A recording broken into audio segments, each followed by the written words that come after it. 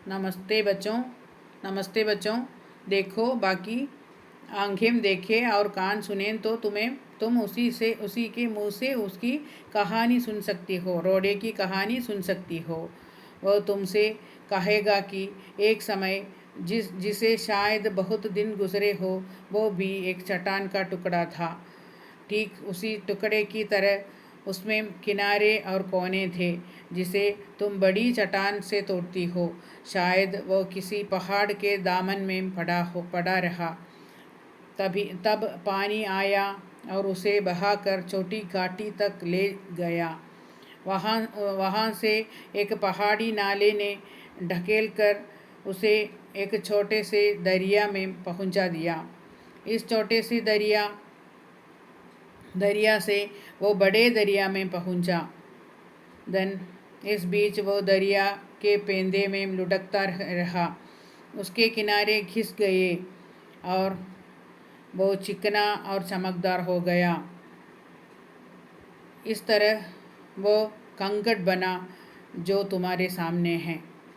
देखो, आंखें देखें और कान सुनें तो तुम्हें समझ सकती हैं इस रोड़े की कहानी।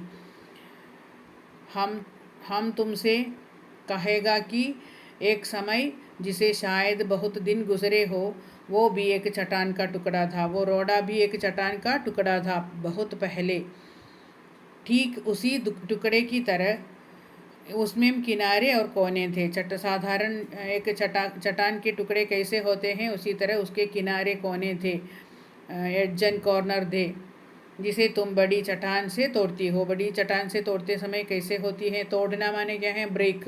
ब्रेक करके लेते हैं चट्टान के पीस। उस चट्टान के पीस को कैसे कॉर्नर और एड्ज हैं, इसी तरह था वो पेबल पहले। शायद वो किसी पहाड़ के दामन में पड़ा रहा। पहाड़ के दामन माने क्या है?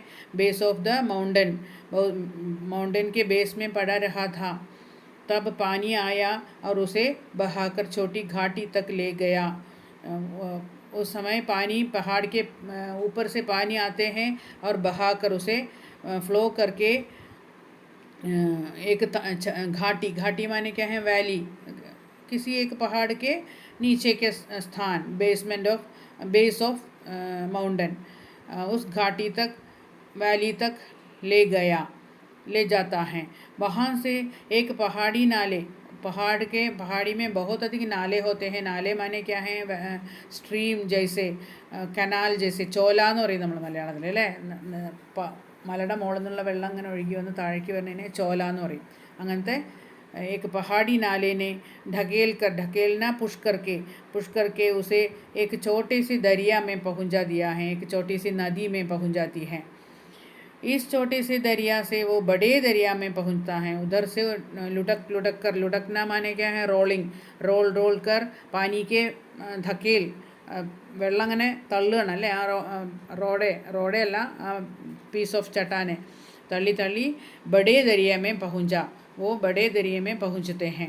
इस बीच वो दरिया के पेंदे में लुढ़कना, റോളിങ്.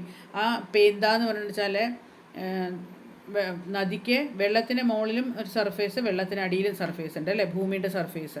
ആ സർഫേസാണ്, വെള്ളത്തിന് അടിയിലുള്ള സർഫേസിനെയാണ് പേന്ത എന്ന് പറയുന്നത്. വെള്ളത്തിലത്തെ അടിയിലുള്ള ആ സർഫേസിൽ അതിങ്ങനെ റോൾ ചെയ്ത് പോവും. വെള്ളം ഇങ്ങനെ ഒഴുകുന്നതിനനുസരിച്ച് അത് റോൾ ചെയ്ത് പോകും. അതാണ്. ഓക്കെ. लुढ़कता रहा, उसके किनारे घिस गए. किनारा माने क्या है? साइड्स, എഡ്ജസ് क्या होते हैं? लुढ़कते റബ് हो जाते हैं. അങ്ങനെ റബ് ചെയ്ത് പോയിട്ട്, അല്ലെങ്കിൽ അതിങ്ങനെ ഗ്രേറ്റ് ചെയ്ത് പോയിട്ട് അത് തേഞ്ഞു പോവും. അതിനാണ് घिसना എന്ന് പറയുന്നത്. और वो चिकना और चमकदार हो गया. इसी तरह लुढ़कते कैसे होते हैं वो चट्टान? चिकना और चमकदार, स्मूथ एंड शाइनिंग हो जाते हैं. इस तरह वो कंकड़ बना जो तुम्हारे सामने है. ऐसी तरह एक कहानी है वो कंकड़ माने क्या है? पेबल, रोडे को इसी तरह एक कहानी बताने के लिए है. अब समझ गया ये क्या है रोडे की कहानी? प्रकृति से हम सीख सकते हैं. नेहरू जी ऐसा कहता है.